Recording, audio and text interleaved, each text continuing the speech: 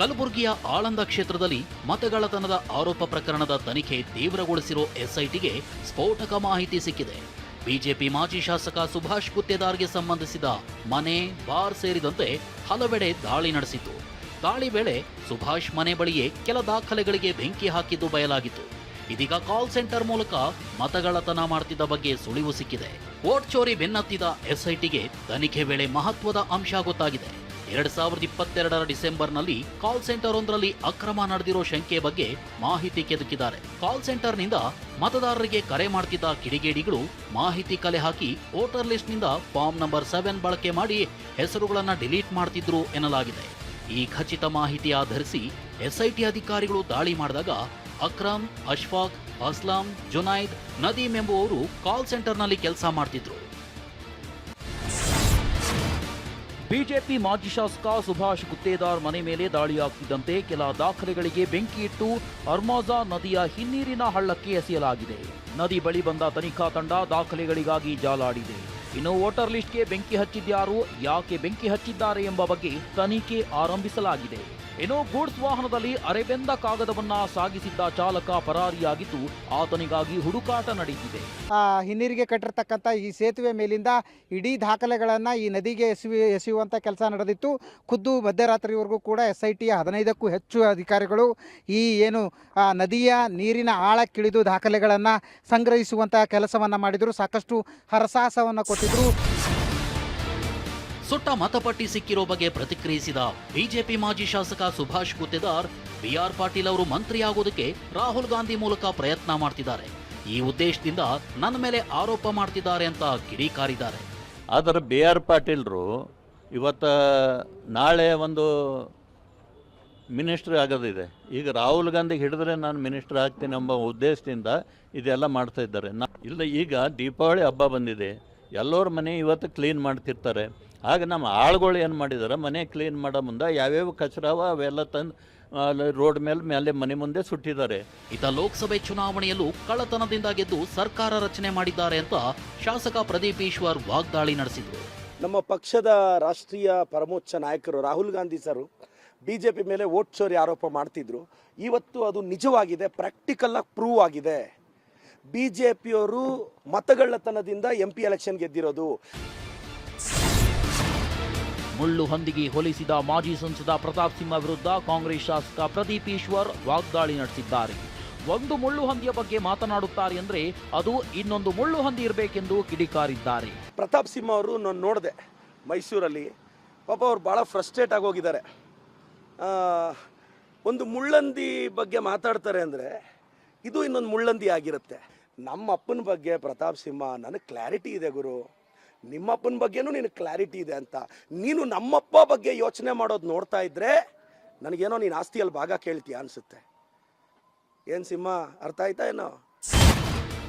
ಸರ್ಕಾರಿ ಜಾಗಗಳಲ್ಲಿ RSS ಚಟುವಟಿಕೆಗಳಿಗೆ ಕಡಿವಾಣ ಹಾಕಿರೋ ರಾಜ್ಯ ಸರ್ಕಾರ ಇದೀಗ RSSಗೆ ಸಂಬಂಧಪಟ್ಟ ಜಮೀನಿಗೆ ಅಂಕುಶ ಹಾಕೋದಕ್ಕೆ ಪ್ಲಾನ್ ಮಾಡಿದೆ ಎನ್ನಲಾಗಿದೆ.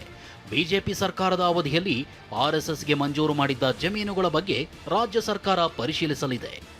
ದೇವನಹಳ್ಳಿಯ ಹರಳೂರಿನಲ್ಲಿ ಚಾಣಕ್ಯ ವಿವಿ ಸ್ಥಾಪನೆಗೆ ಭೂಮಿ ನೀಡಲಾಗಿತ್ತು.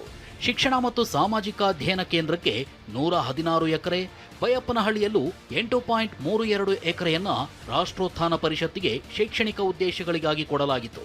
ಹೊಸಪೇಟೆ ತಾಲೂಕಿನ ಜಂಬುನಾಥನಹಳ್ಳಿಯಲ್ಲೂ ರಾಷ್ಟ್ರೋತ್ಥಾನ ಪರಿಷತ್ಗೆ 5 ಎಕರೆ, ದಕ್ಷಿಣ ಬೆಂಗಳೂರಿನ ಚೆನ್ನೇನಹಳ್ಳಿಯಲ್ಲಿ ಜನಸೇವಾ ಟ್ರಸ್ಟ್ ಹೆಸರಿನ ಸಂಸ್ಥೆಗೆ 40.07 ಎಕರೆ, ತಾವರೆಕೆರೆಯಲ್ಲಿ ಜನಸೇವಾ ಟ್ರಸ್ಟ್ಗೆ 25 ಎಕರೆ ಮಂಜೂರಾಗಿದ್ದು ಇವೆಲ್ಲವನ್ನು ಮರುಪರಿಶೀಲಿಸೋ ಸಾಧ್ಯತೆ ಇದೆ.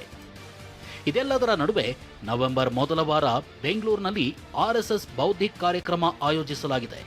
RSS ಮುಖ್ಯಸ್ಥ ಮೋಹನ್ ಭಾಗವತ್ ಇದರಲ್ಲಿ ಭಾಗಿಯಾಗಲಿದ್ದಾರೆ. ರಾಜ್ಯದಲ್ಲಿ ನಡೆಯುತ್ತಿರೋ ಆರ್ಥಿಕ ಮತ್ತು ಶೈಕ್ಷಣಿಕ ಸಮೀಕ್ಷೆಗೆ ಸಂಬಂಧಿಸಿದಂತೆ ಸಿಎಂ ಸಿದ್ದರಾಮಯ್ಯ ಭಾನುವಾರ ಸಭೆ ಕರೆದಿದ್ದಾರೆ ಅಂತ ಸಚಿವ ಶಿವರಾಜ್ ತಂಗಡಿಗೆ ತಿಳಿಸಿದ್ದಾರೆ. ಇನ್ನು ಸಮೀಕ್ಷೆಯಲ್ಲಿ ಭಾಗಿಯಾಗಲ್ಲ ಎಂದ ಇನ್ಫೋಸಿಸ್ ಸುಧಾಮೂರ್ತಿ ವಿಚಾರಕ್ಕೆ ಪ್ರತಿಕ್ರಿಯಿಸಿದ ಸಚಿವ, ಸುಧಾಮೂರ್ತಿ ಬ್ರಾಹ್ಮಣ ಸಮುದಾಯದವರು, ಬ್ರಾಹ್ಮಣ ಸಮುದಾಯದಲ್ಲಿ ಬಡವರು ಇಲ್ವಾ? ಸುಧಾಮೂರ್ತಿ ಜೋಶಿ ಅವರು ಸಮೀಕ್ಷೆ ವಿಫಲ ಮಾಡಲು ಹೊರಟಿದ್ದಾರೆ ಅಂತ ಅಸಮಾಧಾನ ಹೊರಹಾಕಿದ್ದಾರೆ. ಇನ್ನು RSS ಗಾಂಧಿ, ಬಸವಣ್ಣ, ಬುದ್ಧ, ಅಂಬೇಡ್ಕರ್ ಮತ್ತು ರಾಷ್ಟ್ರಧ್ವಜ, ರಾಷ್ಟ್ರಗೀತೆ ಈ ಯಾವುದನ್ನು ಒಪ್ಪಲ್ಲ. ಯಾರು RSS ಒಪ್ಕೋತಾರೋ ಅವರು ದೇಶ ವಿರೋಧಿಗಳು ಅಂತ ಶಿವರಾಜ್ ತಂಗಡಗಿ ವಾಗ್ದಾಳಿ ನಡೆಸಿದ್ದಾರೆ. ಗಾಂಧಿನ ಒಪ್ಕೊಳಂಗಿಲ್ಲ, ಬುದ್ಧನ ಒಪ್ಕೊಳಂಗಿಲ್ಲ, ನಾವೆಲ್ಲರೂ ಸೆಲ್ಯೂಟ್ ಹೊಡೋಂಥದ್ದು. ರಾಷ್ಟ್ರಧ್ವಜನೇ ಇವರು ಒಪ್ಕೊಳಂಗಿಲ್ಲ.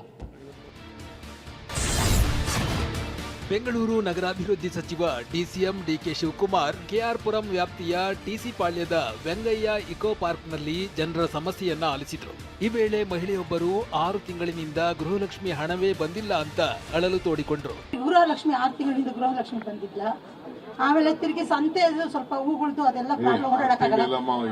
ಇಲ್ಲ ನಾ ಬಂದಿಲ್ಲ ನೋಡಿ, ಮೊಬೈಲ್ ಆಗಿಲ್ಲ. ತಕ್ಷಣ ಮಹಿಳೆಯ ಸಂಕಷ್ಟಕ್ಕೆ ಸ್ಪಂದಿಸಿದ DCM ಮಹಿಳಾ ಮತ್ತು ಮಕ್ಕಳ ಕಲ್ಯಾಣ ಇಲಾಖೆ ಅಧಿಕಾರಿಗಳಿಗೆ ಫೋನ್ ಮಾಡಿದ್ರು. ಜುಲೈವರೆಗೆ ಗೃಹಲಕ್ಷ್ಮಿ ಹಣವನ್ನ ಹಾಕಿದ್ದೇವೆ, ಆಗಸ್ಟ್ನದ್ದು ಪ್ರೋಸೆಸ್ ಆಗ್ತಿದೆ ಅಂತ ಮಾಹಿತಿ ನೀಡಿದ್ರು. ಯಾರೋ 5 ತಿಂಗಳಿಂದ ಗೃಹಲಕ್ಷ್ಮಿ ಬಂದಿಲ್ಲ ಅಂತಿದೆ, ಏನಮ್ಮ ಅದು?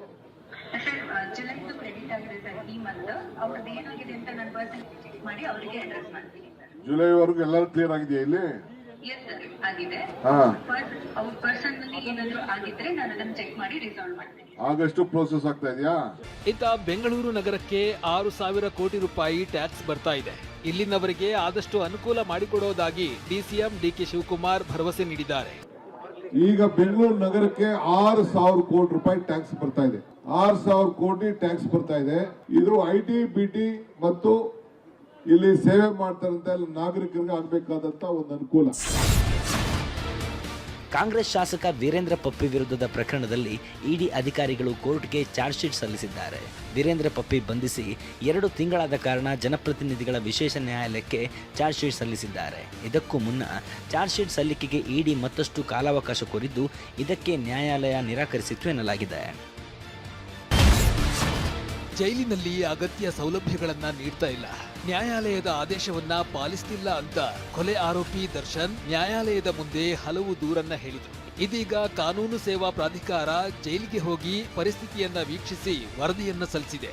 ನಟ ದರ್ಶನ್ ಇರಿಸಲಾಗಿರುವ ಬ್ಯಾರಕ್ನಲ್ಲಿ ಒಂದು ಇಂಡಿಯನ್ ಮತ್ತು ವೆಸ್ಟರ್ನ್ ಟಾಯ್ಲೆಟ್ ವ್ಯವಸ್ಥೆ ಇದೆ. ದರ್ಶನ್ಗೆ ಹಾಸಿಗೆ ದಿಂಬು ನೀಡಲಾಗಿಲ್ಲ ಎಂಬ ವಿಚಾರವನ್ನು ವರದಿಯಲ್ಲಿ ಉಲ್ಲೇಖಿಸಲಾಗಿದೆ. ವಿಚಾರಣಾಧೀನ ಕೈದಿಗಳಿಗೆ ಹೆಚ್ಚುವರಿ ಹಾಸಿಗೆ ದಿಂಬನ್ನ ನೀಡುವ ನಿಯಮವಿಲ್ಲ ಅಂತ ಹೇಳಲಾಗಿದೆ. ದರ್ಶನ್ ಬಿಸಿಲನ್ನೇ ನೋಡಿಲ್ಲ ಎಂಬ ಆರೋಪಕ್ಕೆ ಸಂಬಂಧಿಸಿದಂತೆ ಪ್ರತಿದಿನ 1 ಗಂಟೆ ವಾಕಿಂಗ್ ಮತ್ತು ಆಟವಾಡೋದಕ್ಕೆ ಅವಕಾಶವನ್ನ ನೀಡಲಾಗಿದೆ. ಆದ್ರೆ ದರ್ಶನ್ ಹೆಚ್ಚು ಓಡಾಡಿದ್ರೆ ಸೆಲೆಬ್ರಿಟಿ ಆಗಿರೋದ್ರಿಂದ ಇತರೆ ಬ್ಯಾರಕ್ನ ಕೈದಿಗಳು ಕಿರುಚುವುದು ಮಾಡ್ತಾರೆ. ಅಲ್ಲದೆ ಅಕ್ಕಪಕ್ಕದ ಅಪಾರ್ಟ್ಮೆಂಟ್ಗಳಿಂದ ಫೋಟೋ ತೆಗೆಯುತ್ತಾರೆ ಅಂತ ವರದಿಯಲ್ಲಿ ಹೇಳಲಾಗಿದೆ. ಬಿಸಿಲಿಗೆ ಹೋಗದೆ ಕಾಲಿಗೆ ಫಂಗಸ್ ಬಂದಿದೆ ಎಂಬ ಆರೋಪ ಸುಳ್ಳಾಗಿದ್ದು, ದರ್ಶನ್ ಕಾಲಿಗೆ ಫಂಗಸ್ ಬಂದಿಲ್ಲ, ಬದಲಿಗೆ ಅವರ ಹಿಮ್ಮಡಿ ತುಸು ಒಡೆದಿದೆ. ಇದನ್ನ ಚರ್ಮರೋಗ ತಜ್ಞೆ ಜ್ಯೋತಿ ಪರಿಶೀಲನೆ ನಡೆಸಿ ಔಷಧವನ್ನ ಸೂಚಿಸಲಾಗಿದೆ. ಇನ್ನು ಸೊಳ್ಳೆ ಬತ್ತಿ, ಕನ್ನಡಿ, ಬಾಚಣಿಗೆ ನೀಡಿಲ್ಲ ಅಂತ ದರ್ಶನ್ ಆರೋಪಿಸಿದ್ರು. ಅಸಲಿಗೆ ಅಪರಾಧಿಗಳಿಗೆ ಮಾತ್ರವೇ ಈ ವ್ಯವಸ್ಥೆಯನ್ನ ಕಲ್ಪಿಸಲಾಗುತ್ತೆ. ವಿಚಾರಣಾಧೀನ ಕೈದಿಗಳಿಗೆ ಇವುಗಳನ್ನ ಕೊಡಬೇಕು ಎಂಬ ನಿಯಮ ಇಲ್ಲ ಅಂತ ವರದಿಯಲ್ಲಿ ತಿಳಿಸಲಾಗಿದೆ. ಧರ್ಮಸ್ಥಳದಲ್ಲಿ ಶವಗಳನ್ನು ಹೂತಿದ್ದಾಗಿ ತಪ್ಪೊಪ್ಪಿಕೊಂಡಿರೋ ಪ್ರಕರಣದಲ್ಲಿ ಆರೋಪಿ ಚಿನ್ನಯ್ಯನನ್ನ ಜೈಲಿನಲ್ಲೇ SIT ತಂಡ ವಿಚಾರಣೆ ನಡೆಸಿದೆ. ಕೋರ್ಟ್ ಅನುಮತಿ ಪಡೆದು ಶಿವಮೊಗ್ಗ ಸೆಂಟ್ರಲ್ ಜೈಲಿಗೆ ಬಂದ SIT ತಂಡ ಹೇಳಿಕೆ ದಾಖಲಿಸಿಕೊಳ್ಳಲು ಮುಂದಾಗಿದೆ. GST ನಿಯಮಗಳ ಸರಳೀಕರಣದಿಂದ ದೇಶದ ಜನರು ಹೆಚ್ಚು ಉಪಯೋಗ ಪಡೆಯುತ್ತಿದ್ದಾರೆ. ಇದರಿಂದಾಗಿ ಅಂಗಡಿ ಮಾಲೀಕರ GST ನೋಂದಣಿ ಕೂಡ ಹೆಚ್ಚಾಗಿದೆ ಅಂತ ಕೇಂದ್ರ ವಿತ್ತ ಸಚಿವೆ ನಿರ್ಮಲಾ ಸೀತಾರಾಮನ್ ಹೇಳಿದ್ದಾರೆ. ದೆಹಲಿಯಲ್ಲಿ ಮಾಧ್ಯಮಗೋಷ್ಠಿ ನಡೆಸಿದ ಕೇಂದ್ರ ಸಚಿವೆ, GST ಪರಿಷ್ಕರಣೆಯಿಂದ ಎಲ್ಲ ವರ್ಗದ ಜನರಿಗೆ ಭಾರಿ ಉಳಿತಾಯವಾಗಿದೆ. ಇದರಿಂದ ಅಂತಾರಾಷ್ಟ್ರೀಯ ಸಮಸ್ಯೆಗಳ ನಡುವೆ ಭಾರತದ ಆರ್ಥಿಕತೆ ವೇಗವಾಗಿ ಬೆಳೆಯುತ್ತಿದೆ. 6.6% GDP ಬೆಳವಣಿಗೆಯಾಗಿದೆ ಅಂತ ತಿಳಿಸಿದ್ದಾರೆ. 10 ಲಕ್ಷ ರೂಪಾಯಿ ಅಸಲಿ ನೋಟು ಕೊಟ್ರೆ 30 ಲಕ್ಷ ರೂಪಾಯಿ ಖೋಟಾ ನೋಟು ಕೊಡೋದಾಗಿ ಹೇಳಿ 3 ಪಟ್ಟು ದುಡ್ಡು ಮಾಡೋದಾಗಿ ಜನರನ್ನ ಯಾಮಾರಿಸುತ್ತಿದ್ದ ಗ್ಯಾಂಗ್ ಪೊಲೀಸರ ಬಲೆಗೆ ಬಿದ್ದಿದೆ. ಬೆಂಗಳೂರಿನಲ್ಲಿ ವಂಚಿಸುತ್ತಿದ್ದ ತಮಿಳುನಾಡಿನ ತಿರುನಲ್ವೇಲಿಯ ಗ್ಯಾಂಗ್ನ 3 ಹಣದ ಸಮೇತ ಸಿಕ್ಕಿಬಿದ್ದಿದ್ದಾರೆ. ಲಿಂಗಾಯತ ಶ್ರೀಗಳ ಬಗ್ಗೆ ಮತ್ತು CM ಸಿದ್ದರಾಮಯ್ಯ ಬಗ್ಗೆ ಆಕ್ಷೇಪಾರ್ಹ ಭಾಷಣ ಮಾಡಿದ ಆರೋಪದಲ್ಲಿ ಕನ್ನೇರಿ ಶ್ರೀಗೆ ಬಾಗಲಕೋಟೆ ಜಿಲ್ಲೆಗೆ ನಿರ್ಬಂಧ ವಿಧಿಸಲಾಗಿದೆ. ಜಿಲ್ಲೆಯನ್ನು ತೊರೆಯುವಂತೆ DC ನೋಟಿಸ್ ಜಾರಿ ಮಾಡಿದ ಬೆನ್ನಲ್ಲೇ ಮಹಾರಾಷ್ಟ್ರದ ಕನ್ನೇರಿ ಮೂಲಮಠಕ್ಕೆ ಅದೃಶ್ಯ ಕಾಡಸಿದ್ದೇಶ್ವರ ಶ್ರೀ ವಾಪಸ್ಸಾಗಿದ್ದಾರೆ. ದಾವಣಗೆರೆ ನ್ಯಾಮತಿಯ SBI ಬ್ಯಾಂಕ್ ದರೋಡೆಯ 17.705 ಕೆಜಿ ಚಿನ್ನವನ್ನು ವಾರಸುದಾರರಿಗೆ ಹಿಂದಿರುಗಿಸಲಾಗಿದೆ. 2024ರಲ್ಲಿ ದರೋಡೆಯಾಗಿದ್ದ 13 ಕೋಟಿ ಮೌಲ್ಯದ ಚಿನ್ನಾಭರಣವನ್ನು ಪತ್ತೆ ಹಚ್ಚುವಲ್ಲಿ ಪೊಲೀಸರು ಯಶಸ್ವಿಯಾಗಿದ್ದರು.